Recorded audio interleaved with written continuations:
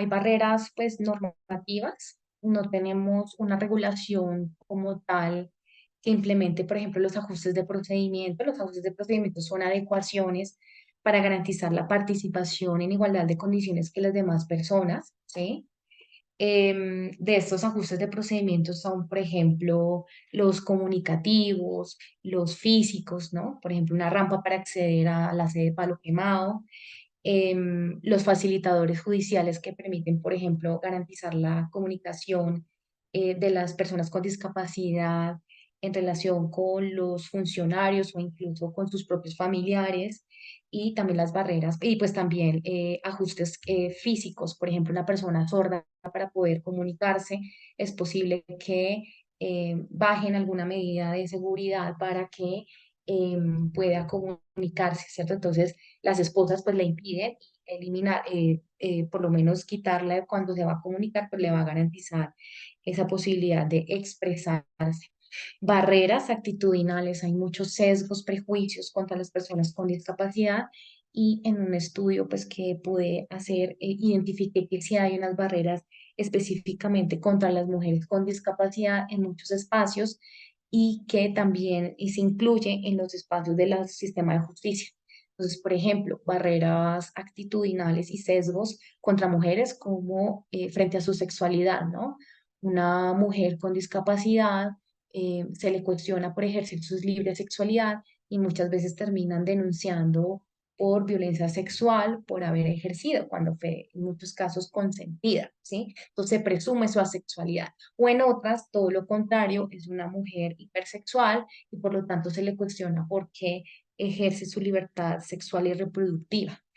Esto también se ha visto en espacios como, por ejemplo, en los interrogatorios, en los juicios orales, ¿sí? Cuando se le cuestionan a las mujeres sus aptitudes intelectuales, y también llegan a cuestionarse a estos derechos sexuales y reproductivos con preguntas bastante capciosas, denigrantes contra su dignidad humana, y que la cuestionan como mujer.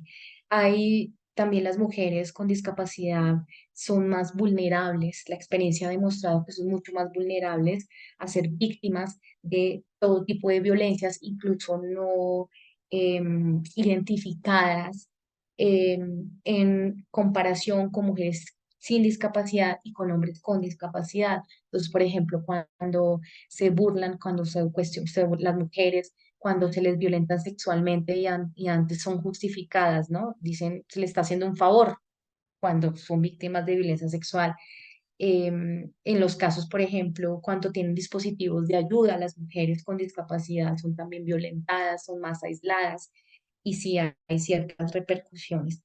Y pues como les digo, también en cuanto a la participación, pues por supuesto los ajustes de procedimiento que todavía no han sido regulados, aunque tenemos unos principios de la ONU que ya los trae, los regula y trae unos ejemplos. En los casos de mujeres sí hay que atender las necesidades particulares en cuanto a su género, pero también otras situaciones como la territorialidad donde se encuentra. Una experiencia de una mujer con discapacidad no es la misma de Bogotá en comparación a una población remota donde pertenezca.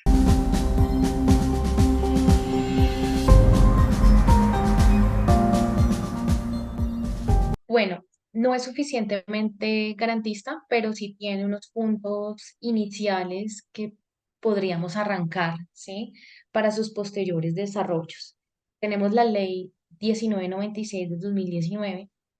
Es una ley histórica donde reconoce la plena capacidad de las personas con discapacidad, y por supuesto incluye a las mujeres con discapacidad para toma de decisiones, y no necesariamente frente a los actos jurídicos que tradicionalmente se ha reconocido, por ejemplo, en el derecho civil, ¿no? Los contratos, el matrimonio, etcétera, ¿no?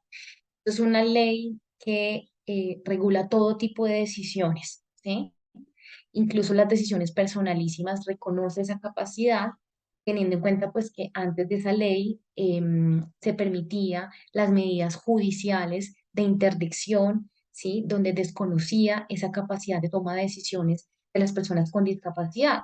Pero que resulta, la experiencia demostraba y la jurisprudencia, que no solamente había que tener una medida de interdicción para impedir esa toma de decisiones. De facto, habían interdicciones de facto, donde los familiares, allegados, incluso también los funcionarios públicos, impedían esa toma de decisiones con la excusa de protegerlas o para prevenir de posibles errores, ¿sí? Esta ley lo que hace es partir con este nuevo modelo, a partir de la Comisión de los Derechos de Personas con Discapacidad, este modelo social y que ahora es modelo de derechos humanos, reivindica esa autonomía en la toma de decisiones, que en última sería dignidad humana. Entonces, esta ley, si bien pues no regula los ajustes de procedimiento, tiene un efecto de transversalización, ¿sí? Frente a la toma de decisiones de las personas. Entonces, por ejemplo, una persona con discapacidad que va a solicitar una copia de una pieza de un expediente,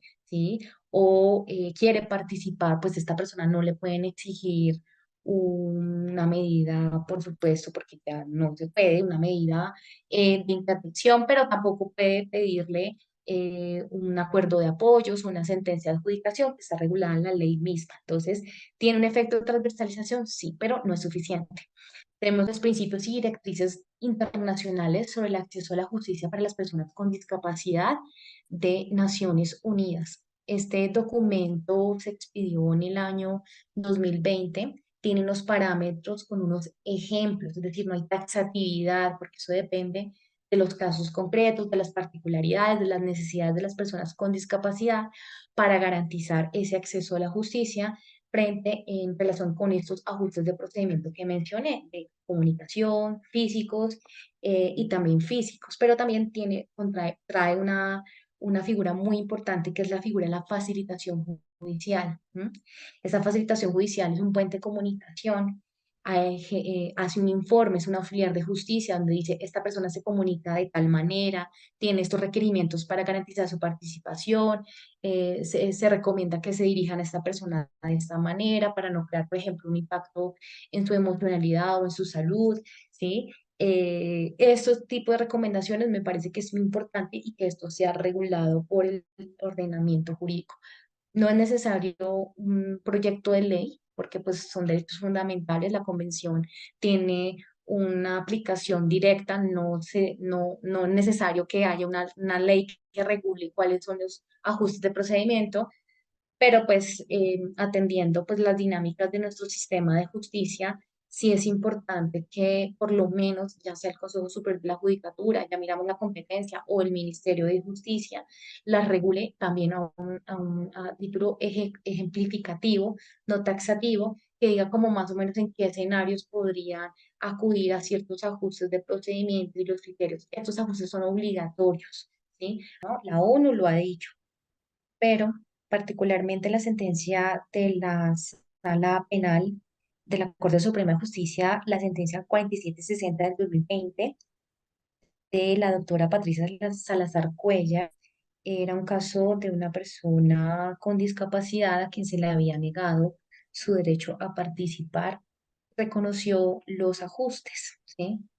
Pero si bien es significativo que empiecen a reconocer los ajustes de procedimientos para garantizar este derecho, me llama la atención es que en la sentencia dice que los ajustes de procedimiento son una especie de ajustes razonables y es todo lo contrario. Como les decía, no se requiere el cumplimiento de las cargas de proporcionalidad y razonabilidad para otorgarlas.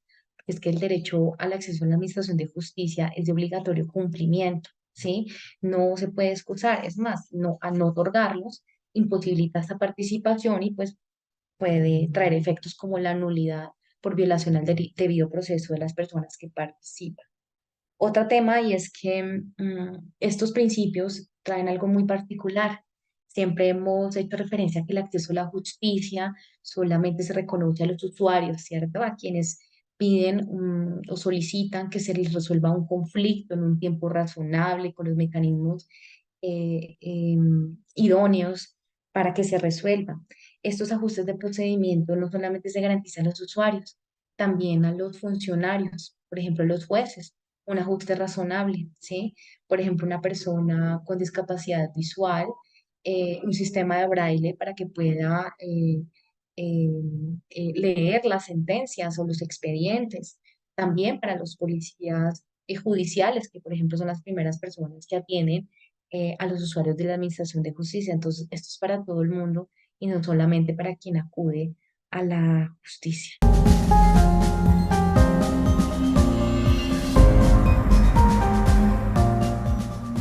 Los jueces no reconocen los ajustes de procedimiento.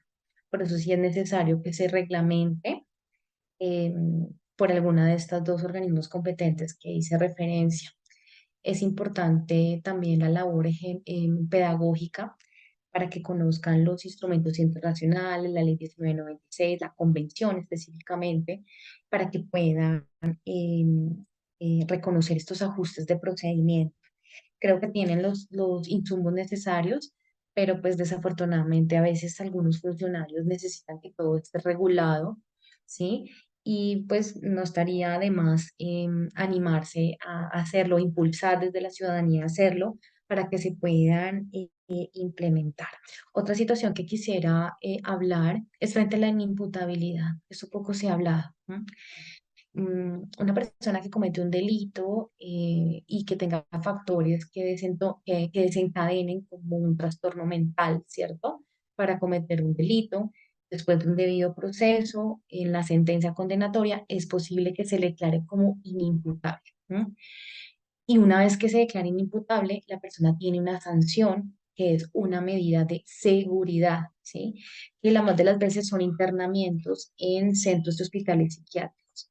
Hay un tema muy preocupante y es que muchas veces cuando las personas con discapacidad psicosocial participan en el proceso, hay barreras actitudinales por parte de los mismos funcionarios donde se les impide participar, les dice, usted no puede aceptar cargos, usted no puede preacordar, porque usted puede ser un inimputable, ¿sí? Y entonces le someten desde ya a una serie de diagnósticos por parte de medicina legal, diagnósticos psiquiátricos para establecer si la persona participa o no. Con esta ley 1996 precisamente que se abandona el modelo médico legal, pues no puede una persona supeditar el reconocimiento de sus derechos a un diagnóstico. Entonces, estas son una serie de actitudes que se deben eliminar y para eso es muy importante la pedagogía y la formación de los funcionarios en la ley 1996 y en estos instrumentos. Y otra cosa que estamos también muy pendientes, aunque no es de competencia ya en sede judicial, sino ya tocas a nivel legislativo, es eliminar las medidas de seguridad porque no se respeta la autonomía de la persona, se le está internando a la persona sin con su consentimiento, ¿sí? Con periodos entre 10 y 20 años. Después de eso trae unos efectos devastadores porque una vez queden en libertad, pues ¿qué podemos hacer con la persona? Están medicalizadas, no pueden reconstruir su proyecto de vida, sino más una persona penada. Es muy difícil reconstruir su proyecto de vida. Imagínese una persona después de estar tanto tiempo internada y medicalizada. Entonces es necesario también impulsar reformas para eliminar estas medidas y adoptar, si se quiere, otro tipo de medidas para que no haya impunidad. Por ejemplo, medidas restaurativas. La JEP nos ha dado unos grandes, el proceso de paz y todo el marco de la justicia transicional nos ha dado unos buenos ejemplos que podríamos traer aquí, pero que no sea la solución internar en contra del consentimiento, sin consentimiento informado y expreso de las personas con discapacidad inimputables, ¿no? Y esta inimputabilidad, pues, esta condición no necesariamente tiene que ser en la comisión del delito. También las personas privadas de libertad que están en pabellones de salud mental, ¿no? Con independencia si son inimputables o no. Entonces, hay que ponerle cuidado a este tipo de situaciones para que no se sigan violando sus derechos.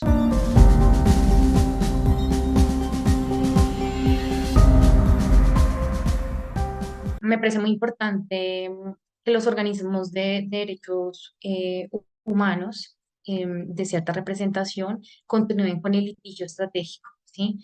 Las grandes decisiones con enfoques diferenciales es gracias al litigio estratégico, no es que haya nacido de la nada de los magistrados y magistradas de las altas cortes. Entonces, continuar con esa labor de litigio, reconocer esa labor de litigio, porque es muy importante. Detrás de las grandes decisiones están grandes litigios, ¿cierto? Dos, la articulación de la sociedad, ¿sí? Que hayan las organizaciones de derechos humanos, activistas de derechos humanos, las personas representadas como las personas con discapacidad, por ejemplo, o de cualquier sector, de cualquier tipo de representación, se unan esfuerzos para que saquemos adelante una regulación de estos ajustes de procedimiento, pero también hacer pedagogía y se pueda trabajar de forma mancomunada con las entidades estatales, presentarles las necesidades del por qué se deben garantizar los ajustes de procedimiento e impulsar esta figura que me parece muy bonita, que ya se ha implementado en otros países como España, México, ¿sí? Ya tienen experiencias del facilitador judicial. Entonces, la clave es trabajo en equipo, no es participar por participar, pero sí por lo menos recoger las mejores representaciones, ¿cierto? Y la participación, reconocer las personas con discapacidad.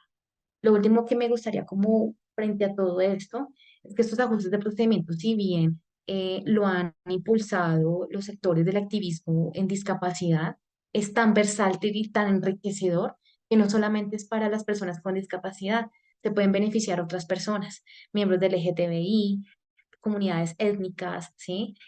Los adultos mayores, que por ejemplo se benefician con la ley 1926 y no era para ellos. Entonces, son tan versátiles que esto puede ampliarse a todo sector de la sociedad, con o sin discapacidad.